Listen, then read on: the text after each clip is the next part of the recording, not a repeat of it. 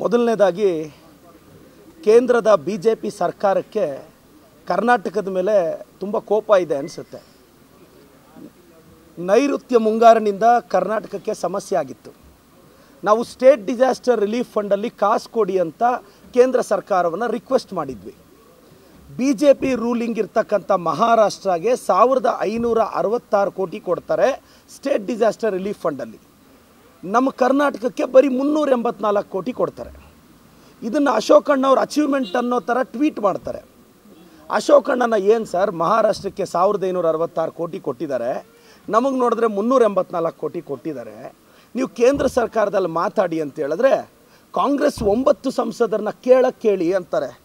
Sir, ನೀವು ND ಅವರು 19 ಜನ ಗೆದ್ದಿದ್ದೀರಲ್ವಾ, ನೀವೇನು ಇಂಡಿಯಾ ಗೇಟ್ ಹತ್ರ ಹೋಗಿ ಕಳ್ಳೆ ಬೀಜ ಮಾರ್ತೀರಾ ಏನು ಸರ್? ನೀವು ಕೇಳಬೇಕು ತಾನೆ.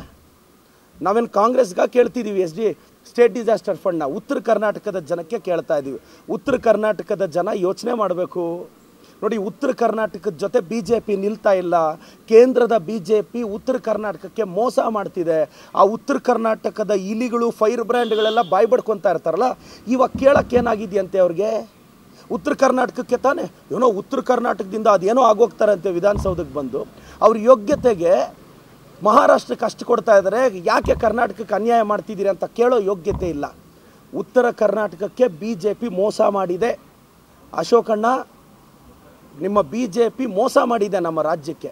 ನಿಮಗೆ ತಾಕತ್ತಿದ್ರೆ ಕೇಂದ್ರನ ಪ್ರಶ್ನೆ ಮಾಡಿ ನಮ್ಮ ಸ್ಟೇಟ್ ಡಿಸಾಸ್ಟರ್ ರಿಲೀಫ್ ಫಂಡ್ ನಮಗೇನು ಬರಬೇಕು ಅದು ಕೊಡಿಸಿ ಅಂತ ಕೇಳೋಕ್ಕೆ ಇಷ್ಟಪಡ್ತೀನಿ. ಎರಡನೇದು, ನಮ್ಮ ಈಶ್ವರಪ್ಪ ಸರು ಅದೇನೋ ಒಂದು ಪದ ಬಳಸಿದ್ರು ನಮ್ಮ ಪ್ರಿಯಾಂಕ್ ಸರ್ ಬಗ್ಗೆ. ಸರ್, ನೀವು ಹಿರಿಯರಿದ್ದೀರಾ ಸರ್, ನಾವು ಆ ಪದ ನಿಮ್ಮ ಬಗ್ಗೆ ನಾವು ಬಳಸಲ್ಲ ಸರ್. ಅದೇ ಪದದ ಅರ್ಥದಲ್ಲಿ BJP ಅವ್ರು ನಿಮ್ಮನ್ನು ಆಚೆ ಹಾಕಿದ್ದು. ಅದೇ ಪದದಲ್ಲಿ ಶಿವಮೊಗ್ಗದಲ್ಲಿ ಯಡಿಯೂರಪ್ಪನವ್ರ ಕುಟುಂಬ ನಿಮ್ಮನ್ನು ಆಚೆ ಹಾಕಿದ್ದು. ಈಗ ಆ ಪದ ಯಾರಿಗೆ ಅಪ್ಲೈ ಆಗುತ್ತೆ ಯೋಚನೆ ಮಾಡಿ ಸರ್. ನೀವು ದೊಡ್ಡವರು ಇದ್ದೀರಾ ಸರ್, ಆ ಪದ ನಾನು ಬಳಸೋಕ್ಕೆ ರೆಡಿ ಇಲ್ಲ. ಮೂರನೇದು, ಕುಮಾರಸ್ವಾಮಿ ಅವ್ರಿಗೆ RSS ಬಗ್ಗೆ ನಿಲುವೇನು? ಎಡಿಟೋರಿಯಲ್ ಬರೆದಿದ್ರಲ್ಲ ಸರ್, RSSನ ಏನೇನೋ ಬೈದಿದ್ರಲ್ಲ, ಇವತ್ತು ನಿಮ್ಮ ನಿಲುವೇನು? JDS ನಿಲುವೇನು RSS ಬಗ್ಗೆ ಕುಮಾರಸ್ವಾಮಿ ಅವರು ಉತ್ತರಿಸಬೇಕು. ಎರಡನೇದು, JDS ಅಂದರೆ ಎಸ್ ಅಂದರೆ ಸೆಕ್ಯುಲರ, ಸ್ಯಾಫ್ರಾನ, ಇದು ಹೇಳಬೇಕು. ಜಾತ್ಯತೀತತೆ ಅಂದರೆ JDS ಪ್ರಕಾರ ಎಲ್ಲ ಧರ್ಮಗಳನ್ನೂ ಈಕ್ವಲ್ ಆಗಿ ನೋಡೋದಲ್ಲ. ಅಧಿಕಾರ ಬೇಕು ಅಂದರೆ ಯಾವ ಪಕ್ಷದ ಜೊತೆ ಬೇಕಾದರೂ ಹೊಲ್ಟೋಗೋದು, ಅದು JDSನ ಜಾತ್ಯತೀತತೆ ಡೆಫಿನೇಷನ್. ಕುಮಾರಣ್ಣ, ಇದಕ್ಕೂ ತಾವು ಉತ್ತರ ಹೇಳಬೇಕು ಅಂತ ನಾನು ಬಯಸ್ತೇನೆ ಸರ್. RSS ಅವ್ರಿಗೆ ಅಷ್ಟು ಅವಶ್ಯಕತೆ ಏನಿತ್ತು?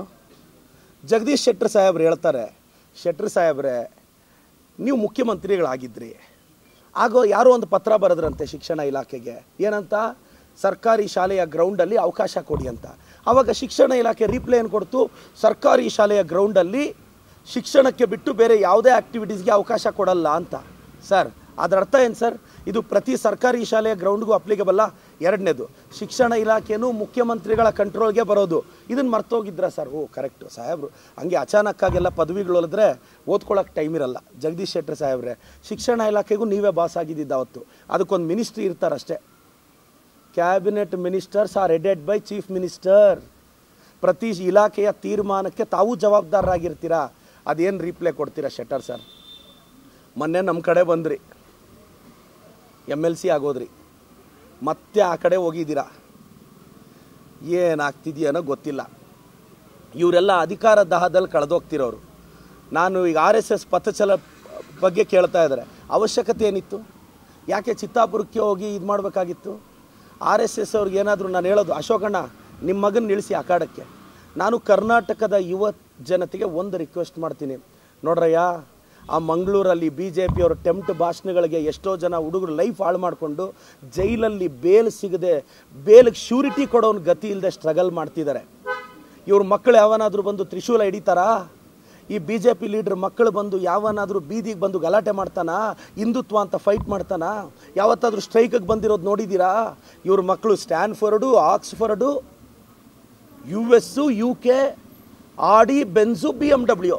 ನೀವು ಬಡವ್ರ ಮಕ್ಕಳು ಮಾತ್ರ ನಿಮ್ಮನ್ನು ಉದ್ವೇಗಕಾರಿ ಭಾಷಣ ಮಾಡ್ತಾರೆ. ನೀನು ಯಾವತ್ತಾದರೂ ಜೈಲಲ್ಲಿದ್ದಾಗ, ಕರ್ನಾಟಕದ ಯಂಗ್ಸ್ಟರ್ಸ್ಗೆ ಹೇಳ್ತೀನಿ, ನೀನು ಜೈಲಲ್ಲಿದ್ದಾಗ ನಿನಗೆ ಬೇಲ್ ಕೊಡೋಕ್ಕೆ ನಿಮ್ಮ ಅಪ್ಪ ಅಮ್ಮ, ನಿನ್ನ ಅಣ್ಣ ತಮ್ಮ, ನಿನ್ನ ಹೆಂಡತಿ ಬಂದಿರ್ತಾರೆ. ಯಾವನಾದರೂ BJP ಲೀಡರ್ ಬೆಂಗಳೂರಿಂದ ಬರ್ತಾನ?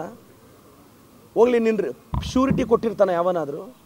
ಬೇಲ್ ಅಪ್ಲಿಕೇಶನ್ಗೆ ಸಪೋರ್ಟ್ ಮಾಡಿರ್ತಾನ? ಹೋಗ್ಲಿ ನೀನು ಬೆಂಗಳೂರಿಗೆ ಬಂದರೆ ಅವ್ರ ಮನೆ ಹತ್ರ ಬಂದರೆ ಅಪ್ಪ ಪಾಪ ನೀನು ಹಿಂದುತ್ವದ ಗಲಾಟೆಯಲ್ಲಿ ಅರೆಸ್ಟ್ ಆಗಿದೆ ಬಾರಾಜ ಟಿಫನ್ ತಿನ್ನು ಅಂತಾನ. BJP ಲೀಡರ್ಗಳು ಕಳ್ಳರು, ಎಲ್ಲ ಡೋಂಗಿ ಹಿಂದುತ್ವವಾದ ಅವ್ರದ್ದು. ಅವ್ರಿಗೆ ಶ್ರೀರಾಮಚಂದ್ರ ನಾಲ್ಗೆಯಲ್ಲಿ ಅಷ್ಟೇ ಇರೋದು, ನಮಗೆ ಎದೆಯಲ್ಲಿದ್ದಾನೆ ಶ್ರೀರಾಮಚಂದ್ರ. ಈ ಎದೆಯಲ್ಲಿ ಶ್ರೀರಾಮನೂ ಇದ್ದಾನೆ, ಸಿದ್ದರಾಮನೂ ಇದ್ದಾನೆ, DK ಶಿವಕುಮಾರರು ಇದ್ದಾರೆ.